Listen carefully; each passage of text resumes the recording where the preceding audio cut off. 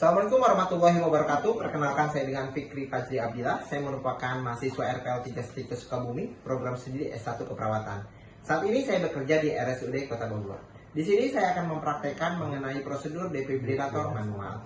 Defibrilator adalah alat yang digunakan untuk memberikan terapi energi listrik dengan dosis tertentu ke jantung pasien melalui elektroda atau pedal yang ditempatkan di permukaan dinding dada pasien. Sedangkan defibrilasi adalah tindakan pengobatan definitif untuk keadaan yang mengancam kehidupan pada aritmia jantung, yaitu ventricular fibrilasi ataupun ventricular tachycardia tanpa nadi. Untuk tujuannya, yang pertama mengembalikan irama jantung ke irama sinus rhythm, yang kedua untuk sinkronisasi dan memperbaiki depolarisasi kelistrikan dan irama jantung. Indikasi diberikannya defibrilator itu pada pasien dengan gambaran EKG ventricular fibrilasi dan pada pasien dengan gambaran EKG ventricular tachycardia tanpa nadi.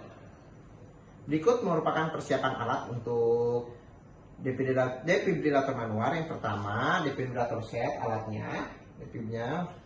Terus kemudian untuk untuk set intubasi, set infus, kemudian untuk terapi oksigen, kemudian ada cairan NaCl 0,9%, kemudian ada space, kemudian ada obat-obatan emergensi, ada di dalam troli emergensi sini untuk obat-obatannya, kemudian ada jelly, juga ada stetoskop pasien.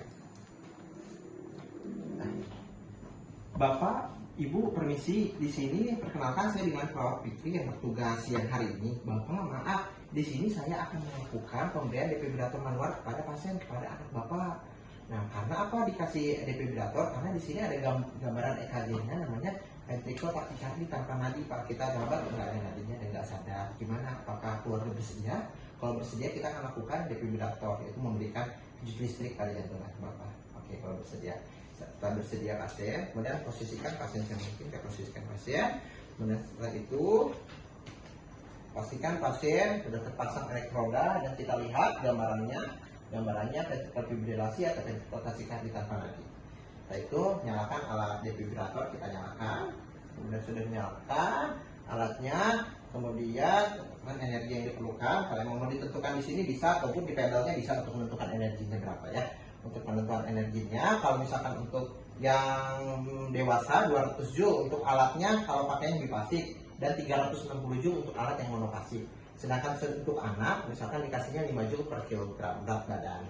Kemudian ambil pedal secara hati-hati sambil kita ucapkan stand clear. Kemudian setelah kita ucapkan stand clear, kita kasih jelly secukupnya. Ini minta jelinya ya, Kak. Dan setelah kita kasih jelly, kemudian letakkan pedal yang apek pada posisi apek jantung pasien, yang satunya di bawah sternum pasien. Kemudian setelah itu, setelah kita kasih ini jelly sudah diletakkan, kita langsung bilang charging. Kita charge sampai energi yang ditentukan berapa. Sambil kita charge, sambil kita cek di monitor apakah masih ventricular fibrilasi atau PT, masih kita pastikan dulu masih tetap segitu atau enggak. Jika energi sudah penuh, kita langsung katakan shock on 3. Nah, untuk menentukan dengan suara keras untuk menentukan apakah operatornya aman, pasien aman, sama teman-teman atau yang berada di sekitar kita aman juga.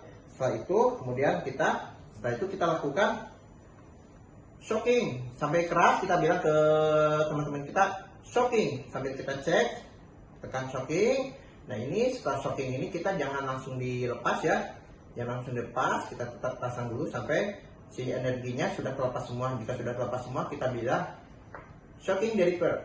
Nah, setelah shocking deliver selesai, segera kita, kalau udah kita lakukan shocking, kita lakukan FJP pada pasien. Kemudian kita lakukan FJP, kita naik, kita lakukan FJP selama 5 siklus atau 2 menit. Kita lakukan FJP selesai, kemudian kita langsung cek pasien sama cek gambarannya. Gambarannya masih VF atau PT. Nah, kita cek katanya PT tanpa nadi atau udah ada nadi. Kita cek nadinya. Kalau misalkan dia EKG-nya sudah rhythm, sudah sinus rhythm, kita cek nadinya. Kalau sudah sinus rhythm. Terus kalau misalkan di asistol, ada gambaran asistol, kita cek dulu semuanya si elektrodanya terlepas atau enggak. Takutnya di gambaran sini asistol tapi elektroda ternyata terlepas ya. Terus jika misalkan udah berhasil ya, kita pemberiannya sudah berhasil, kita cek si airway breathing circulation-nya, kita cek airway-nya. Kalau udah selesai ya udah kembali ke sinus rhythm, yang lain nggak ada masalah, nadinya sudah kerabat, kita cek airway breathing-nya. Kita buka jalan nafasnya, kita cek airway breathing aman, semuanya aman, baru kita selesai, kita rapiskan alatnya. Ibu, bapak, permisi, tindakan pemberian defibrilasi kepada anak bapak kita sudah selesai. Alhamdulillah bapak ibu, untuk gambaran EKG-nya udah kembali ke normal, ke sinus rhythm ya bu ya. Ini cuma sambil kita observasi dulu kondisi bapak ibu, karena kondisinya masih belum sadar umum. Tapi untuk tanda-tanda vital udah kembali ke arah normal.